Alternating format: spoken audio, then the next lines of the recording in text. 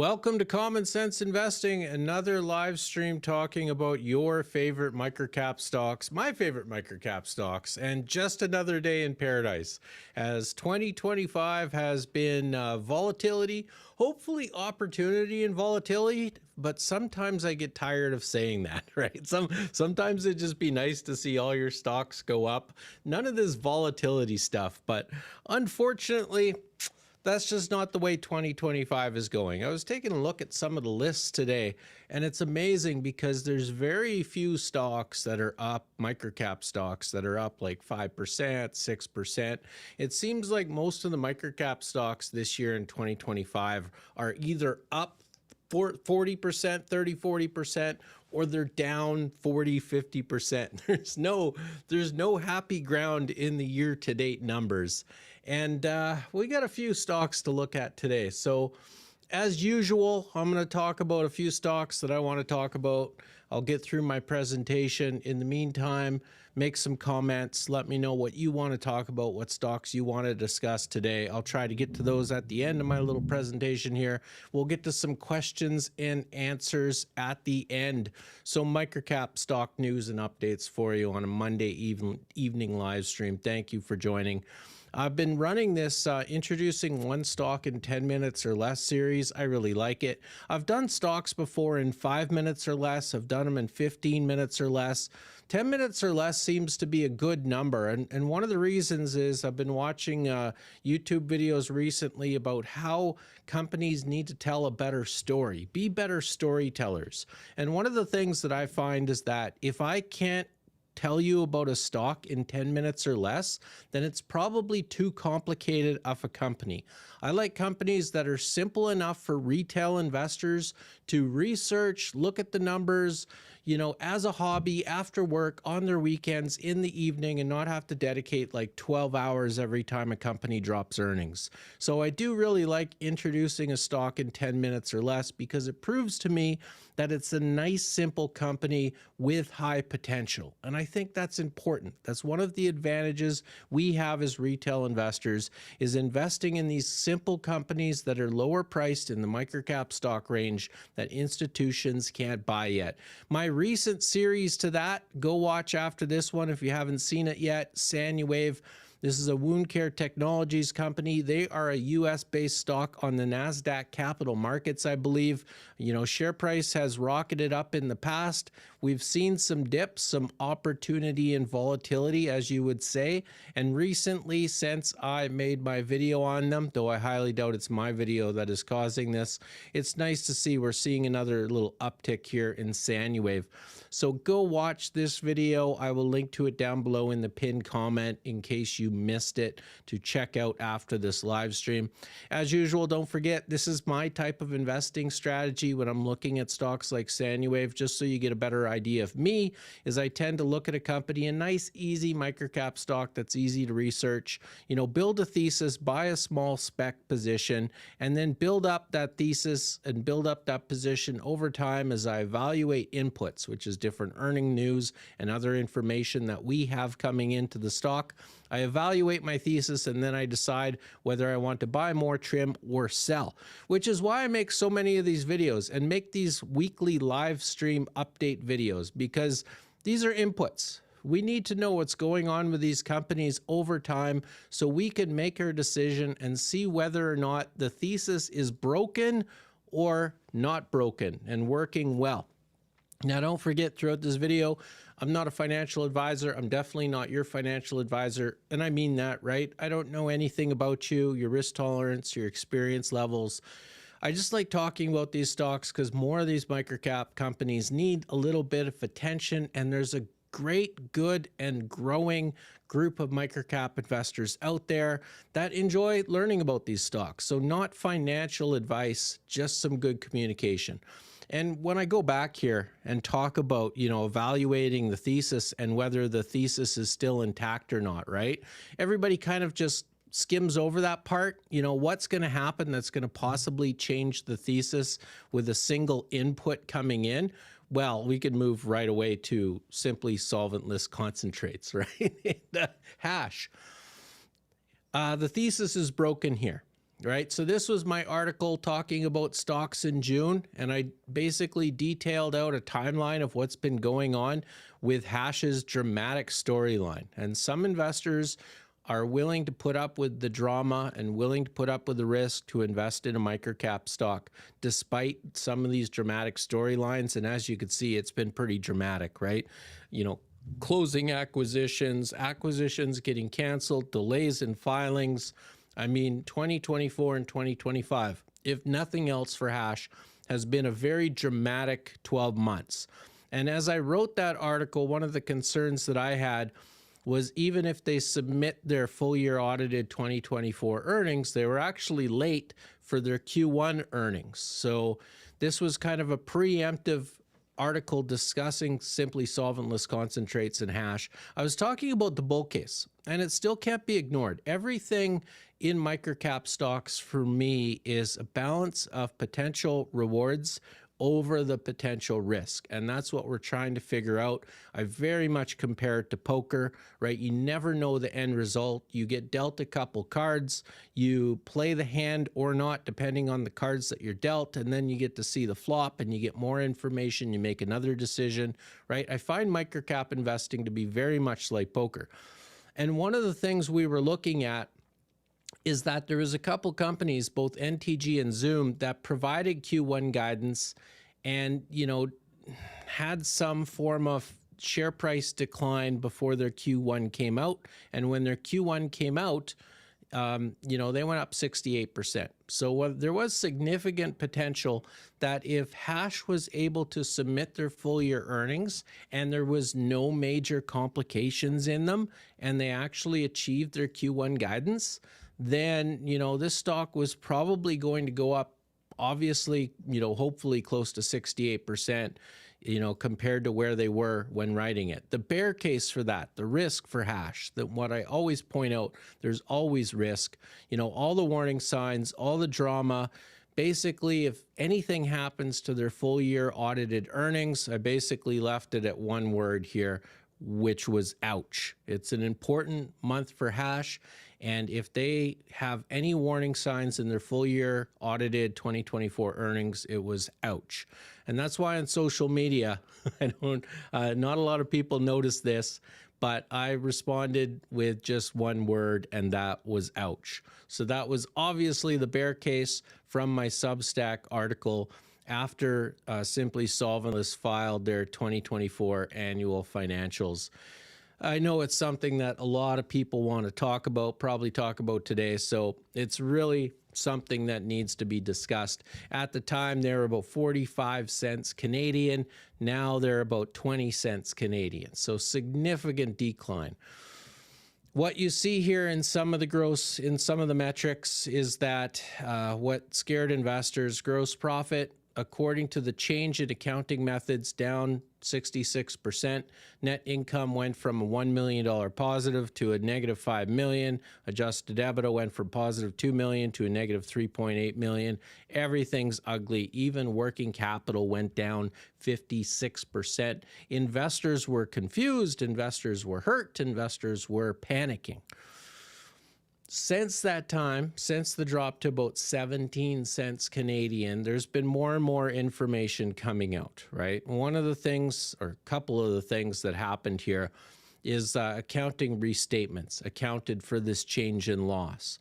So Hash was booking tolling revenue as revenue, and that was derecognized. So Hash lost $4.3 million off revenue in 2024 because of this tolling revenue and the change in the accounting. This revenue is now moved into inventory in 2025, and then they gained $3.1 million in additional COGS expenses.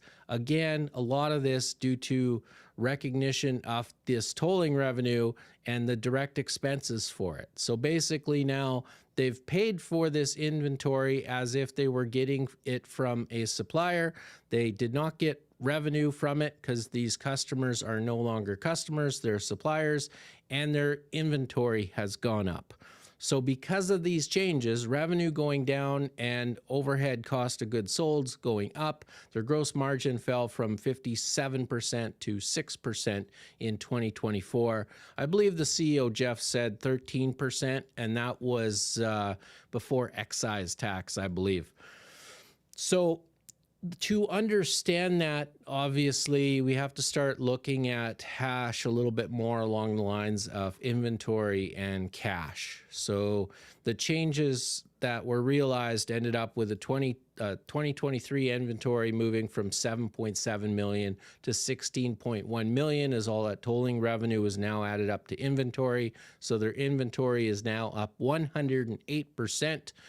Also due to their acquisition of Canmark and ANC, but a lot of that obviously from the tolling revenue. So very complicated to understand, but you know, revenue is gone in 2024, COGS was up in 2024, and now for 2025 they have increased inventory for those numbers instead. Share price 18.5 cents at the end of the day Friday. Massive crash right here that occurred, you know, recently. They were just about at 50 cents, 45, 47 cents Canadian, closed at 18.5 cents. Same share price that they were at April 1st, 2024. So they have lost 14 months of share price at this price. Now they're back up to about 20 cents. So they've lost approximately a full year of share price. All of this gone. Everybody who bought a single share in the past 12 months is underwater at the moment with simply solventless cannabis or simply solventless concentrates hash. Now, the nice thing is, and I do want to give a huge shout out here to Small Cap Discoveries, because Small Cap Discoveries interviewed hash. That was basically Friday, right at close, and they released this interview to the public Sunday morning with plenty of time for investors to watch it. It's now a public interview. I will link to it down below in the comments. And really, they didn't have to do that, right? They could have waited a few days to release it. They decided to release it Sunday morning. It essentially acted like an earnings call for Simply Solventless Concentrate. And I think it was a really stand-up thing to do by Small Cap Discoveries. I'll link to them down below in the pinned comment as well, because they do things like this. They interview management companies, CEOs, and get information that some other investors simply don't have access to until Small Cap Discoveries releases it publicly. So that's great that they did that. It gave us with a lot more information and understanding of what happened with the auditor, with the company. And it actually did recover at one point this morning, Monday opening. Share price was up about 22%. However, hash only closed, thanks to this interview, up 8%. So obviously we're going to see some volatility moving forward with hash as some people want to sell. A few things I want to point out from that interview is, you know, you got to try to remove emotions, use some of the numbers. Please go double check some of this stuff. But I mean, normalized gross margins, they're talking about still going to be in the 40 to 50% moving forward. So the gross margin percent, you know, Jeff stated over and over and over again in that interview, is not, according to the company, 13% that was stated in the 2024 earnings. It's closer to 40 to 50%. They're saying that gross margin percent might actually be higher in 2025 due to the expense COGS on reported inventory. You know, they could actually see a gross margin percent of 50 to 70% because of the increased COGS in 2024, already reducing some of their expenses for 2025. Right. So the revenue is on target, which is interesting enough because the CEO was asked about Q1 guidance and made those statements. And one of the reasons for that is that 2024 revenue that was removed for over $4 million is now sitting in inventory. It hasn't really disappeared. It's just sitting in inventory. So, you know, a lot of people are talking about how far down the revenue can go. The company is saying it may actually go up. Now, they're sifting through their change in accounting practices, so they don't want to say anything concrete yet. But I mean, we'll be looking at the numbers moving forward starting in Q1 that hopefully gets reported on or before June 20th, right? Now, their 2025 focus of selling inventory to produce cash. So this is one of those situations where the thesis has changed. Absolutely. This is no longer an M&A story of a company buying up distressed assets and then moving forward with a higher share price and buying up more distressed assets. This is now a company that needs to focus on execution and alignment of the companies they have already purchased and turning that $16 million of inventory into cash because they need it. And then they're talking about potentially in 2025 some business-to-business contracts, which we would like to see roll out. One of the things I'd like to remind people, go take a look at insider ownership. A lot of people have significant reason to have this stock succeed and continue to do well and do not like the current share price, right? A lot of insiders owning 7 to 8% of the stock. In the interview, the CEO talked about wanting to buy more, as well as this ANC acquisition. They recently settled 6.8 million shares at 50 cents per share. Share price closed today at 20 cents. So we now have 1, 2, 3, 4, 5, 6 people that probably own, 3 to about, 8% of the company. And that's significant. So there's still some good insider ownership here and some encouragement for share price to go higher. I mean, today saw increase of 8%. Company needs to report Q1. Company needs to prove they can do something that they haven't done in the past necessarily, which is, cut some costs, run through their inventory a little quicker and produce some cash so they don't have to dilute shareholders with financings. But it was close. People panicked. And, I hope 2025, I hope this is the worst of it for Hash and Simply Solventless.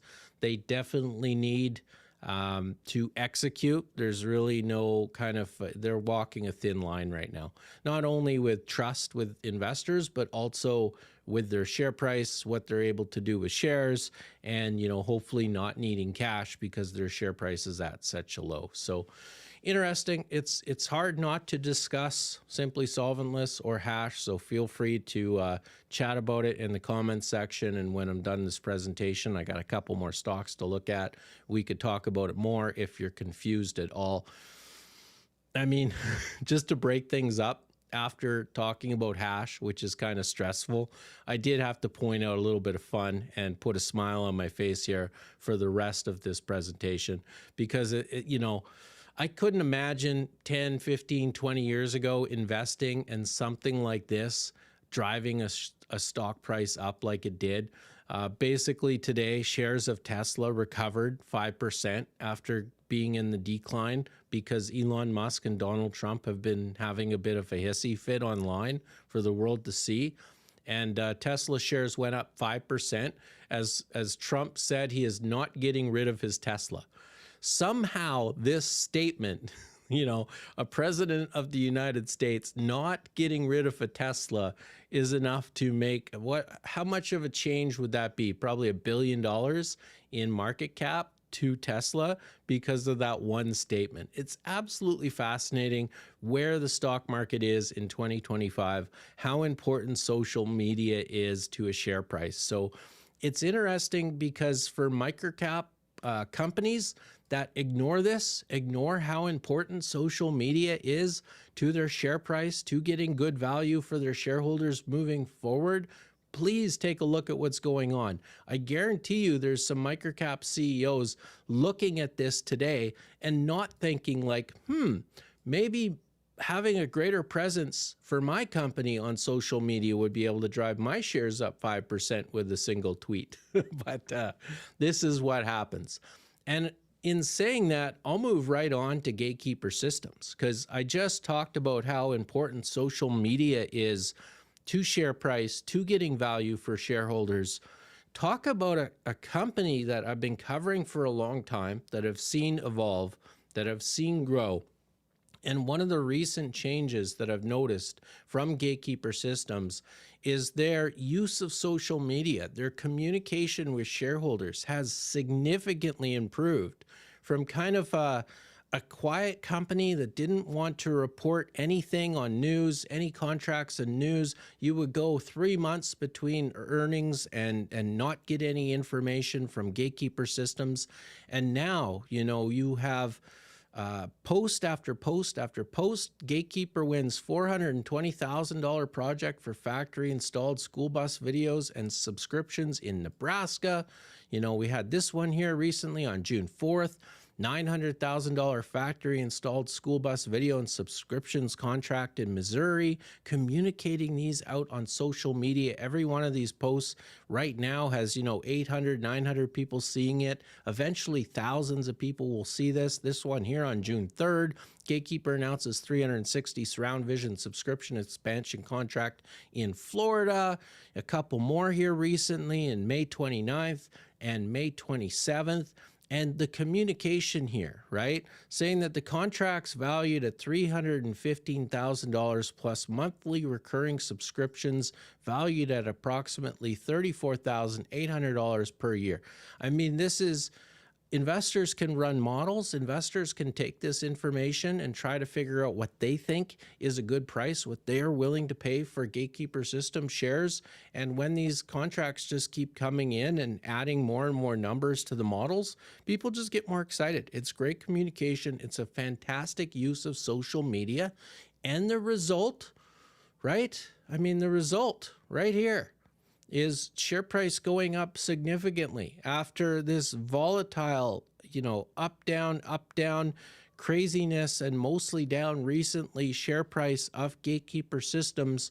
The use of social media, the use of a little bit of attention and a good communication to investors, microcap investors, sometimes is all we're asking for. Share price is up to 75 cents. It is amazing, however, though, timing of microcaps is so important, because despite this significant gain right here for Gatekeeper Systems, it's up from, less than 40 cents here at one point, all the way up to 75 cents. So it's just about a double since about the start of May, which is absolutely fascinating, but it's only up 10% in the year.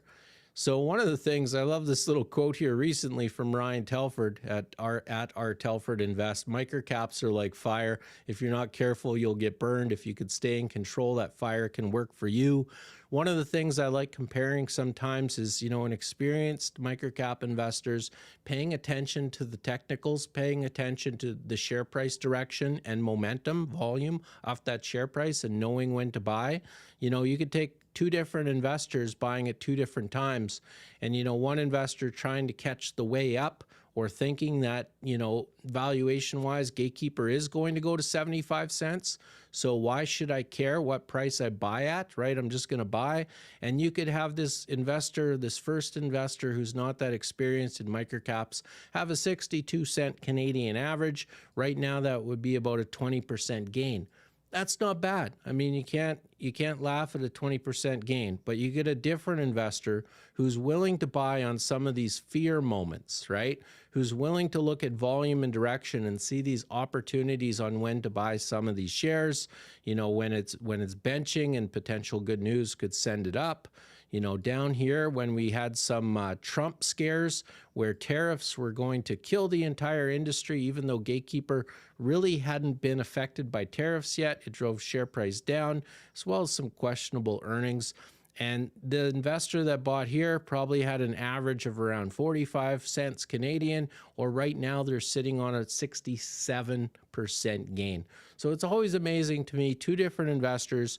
Timing of when you buy microcaps is so important. One stock, people are always saying to me, Cameron, I need the next best stock. What's the next best stock? It might be the stock you already know. I've been covering Gatekeeper Systems now for 3 years, and somebody potentially made 67% gains on Gatekeeper in the past year, as long as you buy at the right times. That's absolutely fascinating. And when you look at the technicals, it's actually not too hard to predict, right? We had this significant crash here. That was right when everybody was incredibly scared of Donald Trump. This was a bit of a no-brainer time to buy. It went up afterwards, although ultimately it went down. But I mean, there's some times we could look at with earnings where we see a little bit of strength, where all of a sudden things switch from the red to the green, and we think to ourselves, well, maybe this might be a good time to buy. So there are indicators out there for microcap stocks to get 67% gains instead of 20% gains or losses. I encourage people to go do that, right? I try to break that mantra of, just buy and hold forever, because there is alpha in timing of the buy for microcap investors. Next stock is TrueBar. Used to be Simply Better Brands. I mean, it went up significantly right up until 2025. I'm not sure if there's a company that's really had a worse 2025 than TrueBar at this point. They peaked basically right at the start of the year. It's been down ever since. In the past year, they're up 20%, but for people that bought, around Christmas of 2024, it's been down. One of the reasons for that obviously was, they had this really good quarter here, September 30th, 2024, $12 million of revenue right here, an EPS of around 4 cents, positive 4 cents. So that's pretty good.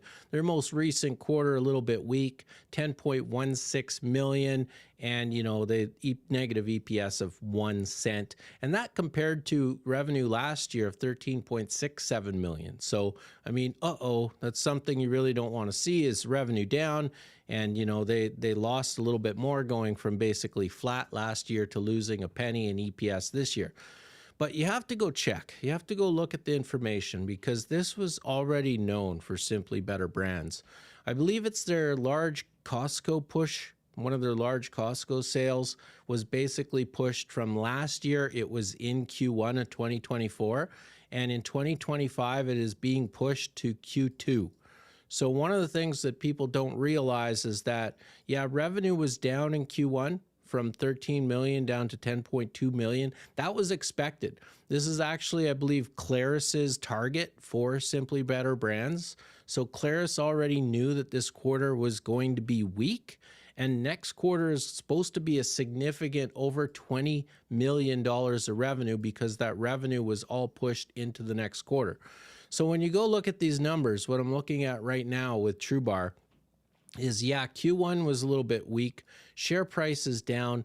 That was already expected. You could see here they actually got 10.16 million of revenue. It was 10.2 expected. So basically bang on.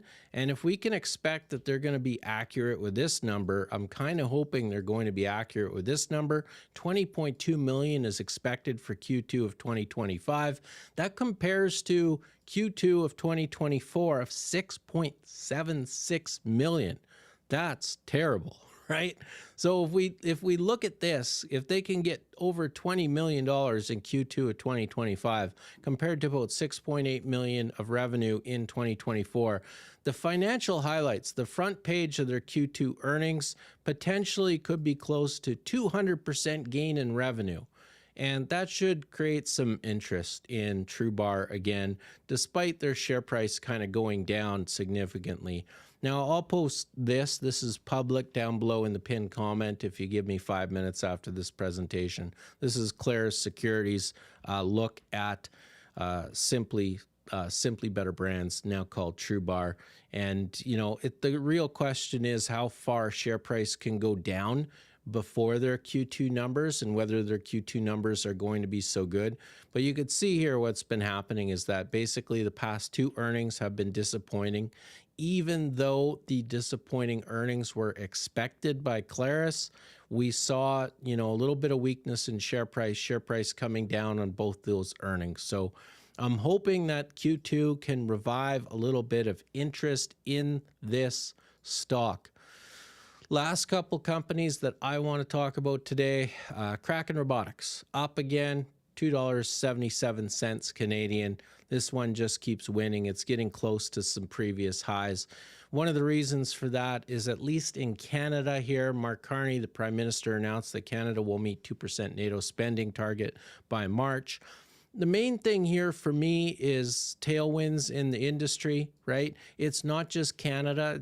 This is just one country that is actually physically moving towards spending more to meet their 2% NATO target, meaning there's going to be more spending in defense and defensive infrastructure for these countries, right? Canada shifts defense strategy amid global changes, and they're unifying a little bit with the European Union.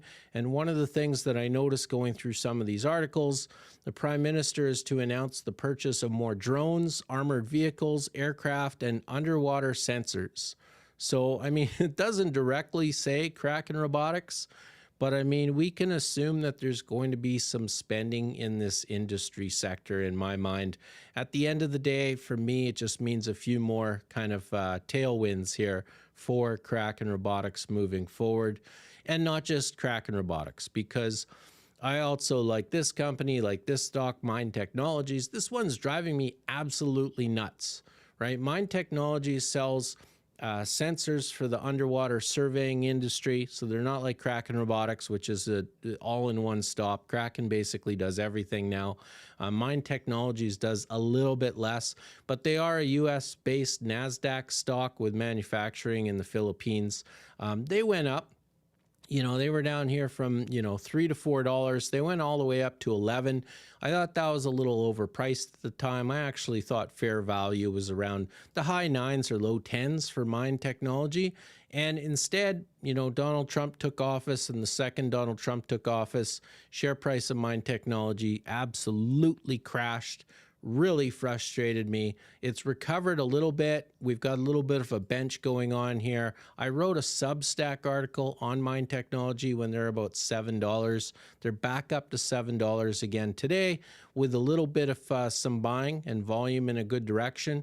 And one of the reasons for that is Mind Technology is supposed to report earnings after close Tuesday, June 10th.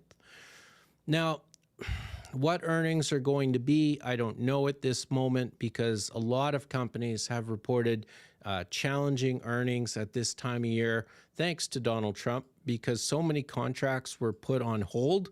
A lot of money was not spent when it was planned to be spent. Some companies haven't been affected. I'm not sure yet if Mind Technology will or will not be affected.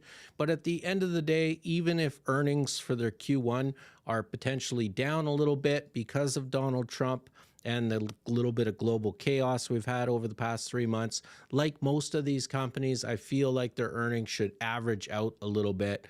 And of course, there's some other bullish things, other tailwinds in the industry for not just Mind Technology, but also Kraken Robotics. Talking about this, Google and Chile team up to lay 14,800 kilometers of Humboldt cable across the entire Pacific. One of the first things that's going to need to be done is mapping the ocean floor. So whether you're talking about Kraken Robotics or Mind Technology, there's only so many companies that can do this. There's only so many technologies out there that can perform this type of work. And basically what we're seeing over and over is tailwinds in this industry, where more and more of the ocean floor is getting surveyed. With Mind Technology especially, retail investors might not be buying, but institutions have. And this has been sad for me to watch go up, because institutional buying has been happening at dirt cheap prices of around $6. That is kind of frustrating to me. But I mean, institutions in the past 3 or 4 months have basically tripled their ownership in Mind Technology.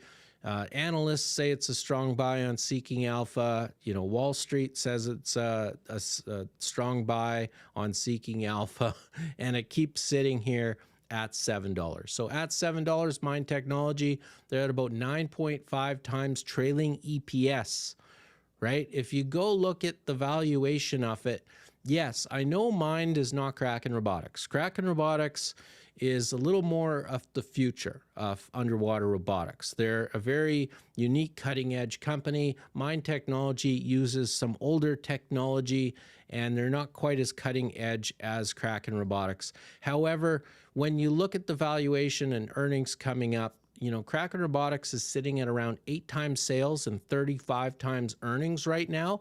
Mind Technology, before their earnings coming up, is sitting at about 1 time sales and 9 times trailing earnings. So Kraken Robotics, yes, is the more innovative company. but they're also about 4 times the valuation, 4 to 8 times the valuation, depending on how you look at it, right? Mind Technology reported $47 million of revenue last year, and they're only a $55 million market company. So interesting with them having earnings coming up. I can't wait to talk about their earnings next week. When they come out tomorrow, I'll be reviewing them next week on my live stream. McCoy Global just keeps going up. People keep asking me if it's expensive. It depends, right? One of the problems with McCoy Global is it's listed as an oil and gas stock, which historically gets pretty low valuation multiples. Now, McCoy Global is definitely moving to become more of a technology company. So maybe these, higher valuation multiples can be held for the long term moving forward, but it's not necessarily that expensive, even at these prices. Right now, McCoy Global is only at about 12 times trailing earnings. If we look at them getting some growth in 2025, they're probably only at about 10 to 11 times earnings in 2025, depending on what your numbers are, and please go double check this math. But I mean, potentially for them to have a breakout quarter with their smart TR products in 2026, like a lot of investors expect, and they're probably only sitting at around 7 to 8 times future earnings here. So, expensive, I don't think so, not yet. And another stock, a couple of them here. If you think you missed out on a microcap stock, just give it a couple weeks. I remember a while ago, right now, NTG Clarity Networks, $2.28 Canadian. I previously drew this really high-tech straight line on a chart for NTG Clarity Networks. This is when they went up to $3 and everybody said, this is it, they're going to the moon. The stock's never coming down again. I drew this highly technical straight line and basically said every time that NTG goes up above this line, it always comes down below and crashes a little bit. What we're seeing again is basically the same thing. So it went up maybe a little higher than it should, thanks to that little promotion on BNM Bloomberg. And now it's kind of crashing below this line again. Now, historically, every time that NTG's gone below this line, it's always recovered that share price. So we'll see if they can continue doing that in the future, but currently sitting at $2.28 Canadian. Opportunity and volatility. I get tired of saying it. And look, if you want to keep researching and talking about some of these stocks, go take a look at commonsenseinvesting.ca. It'll introduce you to my Patreon, to my Substack, to my YouTube channel, to basically everything I have going on. And what do you have going on? I'm done. This presentation is over. I am going to move on to questions, concerns, comments. What else do you want to talk about today? I am all ears, because that was a lot of simply solventless concentrates, and I somehow doubt that that's all people want to talk about. So let's take a look here. Already one comment on hash. I'm jumping first. Hash, what a disappointment. Basically, they committed fraud since the SPAC takeover. Red flag already a SPAC. Swing front net income positive to losing money. Yeah, I disagree. I think Jeff explained what happened. It's definitely not fraud. That's not what that was at all. I see a lot of people saying they're losing trust, and that's fair. I mean, in microcap stocks, a lot of investors invest qualitatively and will invest based on trust of management. I have a piece of that in my investing strategy, but it's definitely not my full investing strategy. I'm a little bit more on the quant side, where I tend to look at the numbers first and then management second.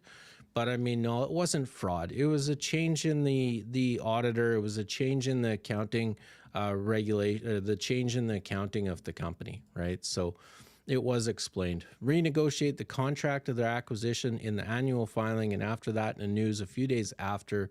Looks like when and if the shareholder management will get paid, they will probably left. They're not getting paid. They own shares. Management owns shares. They're not getting paid by this. They've actually lost a lot of money. They've lost as much money as retail investors, and in some cases, I believe they lost even more. Because didn't management participate in some of the financings, including the one for cannabis, which would have had about a 9.5 cent share price. And right now, Cannabis is down to about 5 cents. So the management of Hash has lost as much money here as retail investors have. Anyways, the stock is not dead, but I cannot trust the CEO, CFO anymore. Sold at the low of 16 cents. Hurt, but lesson learned. Good luck. Absolutely. I tend to not panic sell. I tend to not panic buy. So, I'd say just be careful of that. If you sold at 16 cents Canadian, that was low. It's already back up to 20 cents at this point. And, hopefully throughout the year, continues building trust with shareholders and other investors and continues moving up higher. Keep in mind, we'll have to look at Q1, but I hope this presentation helped you a little bit in that their revenue, their Q1 guidance and their revenue for 2025 at this point isn't expected to decline, right? And if anything, they're expected to have higher margins than previously because of the changes to the accounting rules in 2024. All that revenue from 2024 was moved to inventory, yet it was all expensed or mostly expensed in COGS already. So in theory, in 2025, moving forward, simply solventless concentrates should have at least as expected revenue and possibly better than expected gross margin percentage. So I'm hoping that, simply solventless can recover a little bit. I don't expect a full recovery in 2025 because they have a lot of trust to earn back from investors. I think a lot of investors will wait until the full year 2025 audited earnings to make sure we don't see more problems again. But they're far from dead. They definitely have more risk at this point. Running low on cash, they need to convert a lot of that inventory into cash quickly. I leaned onto my back foot this morning with Zone Properties until I checked the background and found all the good news. Then I saw the volume was 5 shares. Once another 14K traded, the price came back. Yeah, it's one of the problems. Zone Properties is a stock that I highlighted in one of my Substack articles. It's a Pico cap. Pico caps are volatile. I have to be very careful when I talk about some of these tiny companies on social media because I don't want to penny stock pump. I don't own Zone Properties. I haven't bought any shares. I haven't sold any shares. So I kind of am a channel who right now will communicate about the company without buying any shares because I don't want us to be seen as a penny stock pumper. But I recently saw that Zone Properties went up 20% and then they came down 20%. This is a pretty neat little $5 million market cap stock. They're in cannabis, but without being a cannabis stock. They are actually a real estate investment company, an REIC, meaning that they invest in real estate properties, cannabis retail estate properties, as well as they have a SaaS technology called Rezone, where they're inputting all the different jurisdictional rules around property ownership into artificial intelligence and using that artificial intelligence to find the best spots to buy real estate for cannabis companies. And it seems to be working out quite well. I'm actually quite excited about Zone Properties. I'm going to be speaking with management tomorrow. Tomorrow, actually, I'm speaking with management. So I can't wait to see what they have to say over at Zone Properties. I can't fathom how a company switched from Q4, we're going to acquire companies left and right, to Q1, oops, we need cash, inventory is heavy, we're going to struggle for a bit while the whole industry is okay. Well, it was a change in the accounting rules if you go watch that video, right? Now, people may not like it. You may lose trust, and that's fine. I'm not here to argue that, right?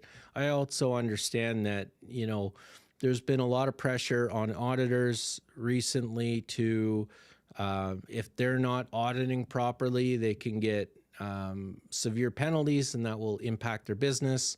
There was some kind of contracts that Hash did that potentially changed their tolling revenue from a customer basis to a supplier basis. And because that change was made, company didn't realize they made it potentially. Well, they didn't.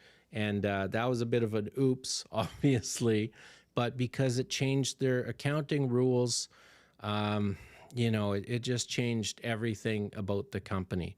So this company was already operationally cash burning before. It's still operationally cash burning now. I mean, there's certain parts of the company that really haven't changed. You just have to get your mind around the different accounting rules and what this company will look like moving forward. The biggest change that I see right now with Hash isn't anything to do with the company, isn't anything to do with their core business. The big change about Hash is their share price. If they had a $1 share price right now, nothing would change. They would still be out there doing M&A. Because their share price is 20 cents and below, M&A goes out the window. So not necessarily a change in the core business. They're forced to make the change due to the share price. Do you think Gatekeeper have started announcing more contracts in order to increase price, maybe to help finance a bigger contract? Maybe. I mean, whatever their motivation is, we're heading into an age, and maybe we're already into an age, where I've been screaming at companies for years. That's part of the reason why I'm here, is to create social media attention for microcap stocks who don't know how to create social media attention for themselves.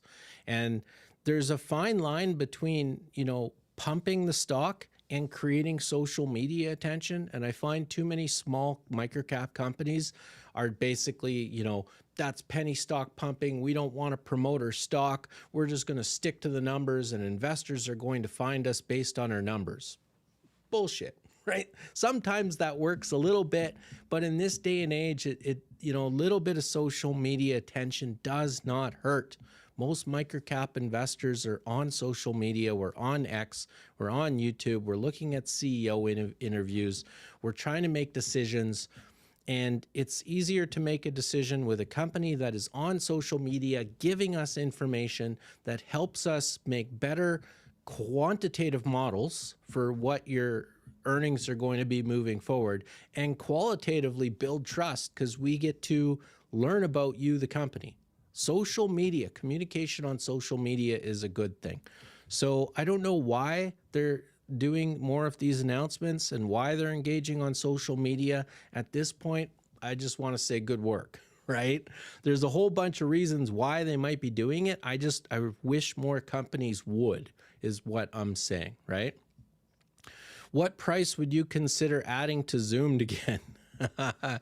I can't really talk about that, right? That's personal. It depends on you. I mean, there's so many factors to that. We knew it was never going to hold a high share price. Microcap stocks are volatile. They go up based on hype, and then, 3 months between Q1 and Q2.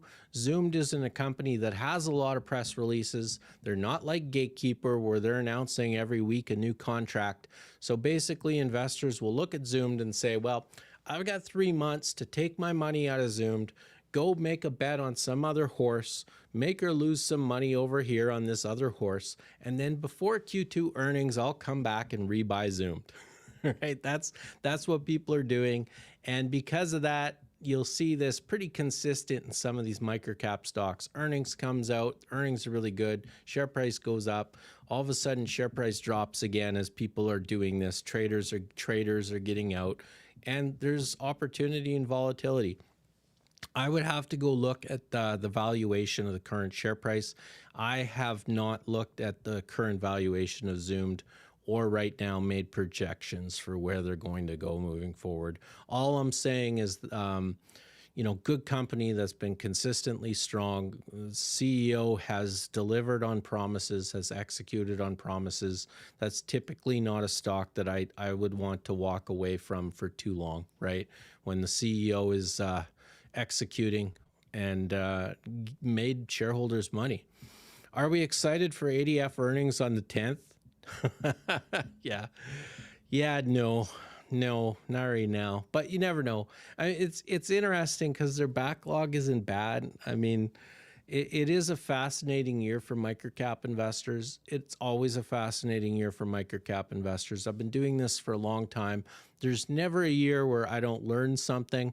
And I get to the point where I learn it tell I'm an expert on it, and then something changes, right? And all of a sudden you're not an expert anymore. And, I think 2025 has been, Donald Trump. Right? You could be an expert in microcap stocks and looking at the numbers and building models and looking at some of the qualitative things that are going on. And, a social media post comes out on Truth Social that just, hey, tariffs are tripled and we're no longer buying steel from Canada.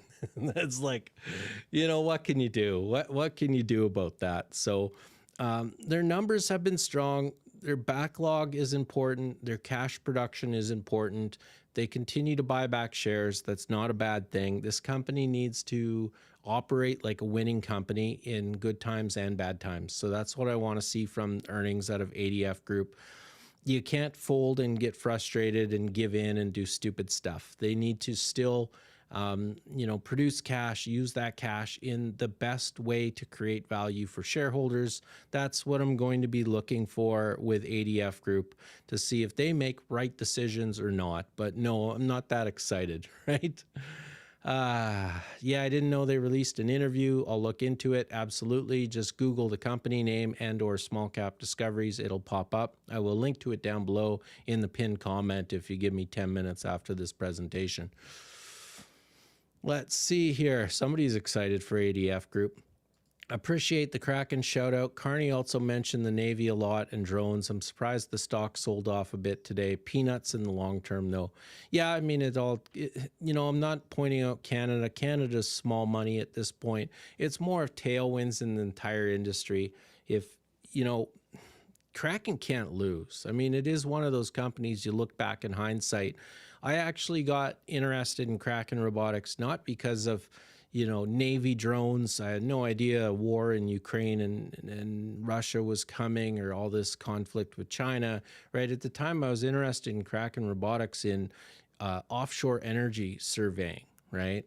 And then that transitioned into, wow, look at all these military contracts they can get. And then it was like, whoa, their battery is best in class. Look at all those battery sales.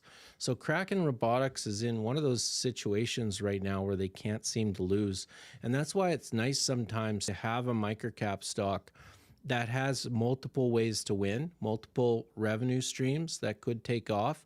I do like a simple company though, so I don't like more than 2 or 3 different revenue streams. Otherwise, the accounting really gets kind of ugly. It's hard to keep track of what the company is doing. But Kraken Robotics has been one of those companies, multiple ways to succeed. And, some years it looks like offshore energy is kind of dead and their batteries take off. And then I'm sure we'll get a year where, they don't get a Navy contract in the future, but offshore energy is now the big thing again, right? There's just so many ways to look at Kraken Robotics and like it for the future. My gift to you and followers, I understand you get many requests on your opinion for certain companies. I believe this one is really worth a look, spending maybe 6 minutes and reading recent filings. VUX, is that Vital Energy? Are you talking about VUX.V, Vital Energy? Ownership in Calgary, based more out of China or Hong Kong. Revenue in Q1 2025 increased by 90% compared to 2024. I owned Vital Energy for 2 years. I couldn't get a hold of management. They wouldn't talk to me. They wouldn't take a phone call. They weren't available on social media. I finally sold Vital Energy, not at a loss. I sold Vital Energy and broke even, and I haven't looked at it since. So Vital Energy is a junior oil explorer in Alberta, Canada, and Saskatchewan, Canada. And they had really good financials, but they could never seem to communicate with investors, get investors excited, and drive share price up. So if Vital Energy is working for you, absolutely fantastic. But I definitely was scared off by never being able to contact management. What are some of the catalysts you're expecting for Glow Life Tech? Well, I'm not really expecting any catalysts with Glow Life Tech. I'm expecting for significant continuous revenue increases and an inflection point to profitability. So, I mean, the Glow Life Tech has been reporting over 40% revenue growth quarter after quarter after quarter after quarter. And I ran it through models. of 30%, 35%, and 40%. And, that if they can keep up that type of growth, the longer they can keep up that 40% growth, that's the big catalyst, because that means the sooner that they will become profitable, as well as the sooner that their earnings are actually going to catch up to their valuation. Because if you look at Glow's valuation, it's actually a little bit pricey, and it always has been a little bit pricey. But I mean, when you're growing 128% year over year, 40% quarter to quarter, you have to pay up for that kind of growth. So they just need to not slow down and keep doing what they're doing with this 40% quarter after quarter revenue growth. I absolutely agree about a few revenue streams, companies that are key to vertical integration in defense, scientific, and consumer products have staying power. KOPN is a company that I like. Never heard of them. I'll go take a look for sure. And yeah, it definitely helps when you get that, right? You can fail or have a struggling year in one vertical, and one or two other verticals tends to outperform. We're trying to see that right now in Avant, XX.V, right? That's a company that has multiple ways to succeed, multiple verticals for the revenue. Recently, they've stumbled upon, I believe it's Wally, which is a product that's somewhat comparable to Zedcore. Zedcore is into remote monitoring, like security video camera monitoring with artificial intelligence. Zedcore has absolutely taken off in both earnings and share price. And so we're looking at Avant and saying, well, how come Wally and this one vertical, let's go hit it. Like, let's go take that one vertical and build a high growth company out of that. And there's some concern right now with Avant that they're not maybe focused on that one vertical enough. So it's interesting that, there's such a balance, and it really comes down to management and your trust in management and the competency in management in, building out different verticals, finding the one vertical that's really going to work, and then take off with that. And it's definitely, when you look back at history, it's definitely something that I'm interested in. So I'll go take a look at KOPN. Almost an hour. I got 2 minutes left. Any more questions, concerns, comments, anything else before I shut this live stream down? This is your chance, because I am 57:27 into this live stream. I try to keep it an hour or shorter, and I don't think there is anything. So look, thanks for being here. Thanks for your time. Really appreciate it. As always, you could be anywhere, and you're sitting here talking about microcap stocks with me. So I love it, and hopefully we have a good week. Hopefully some of these stocks continue to go up. We're in a fairly bullish environment right now. It's a really beautiful environment. There's some cheap stocks out there. There's some CanSlim stocks that are moving up. There's some stocks at a good cheap discount. There's everything in between. So it's a good microcap environment. Hopefully we're all making money. You are welcome for the updates, and I'll see you again in a week.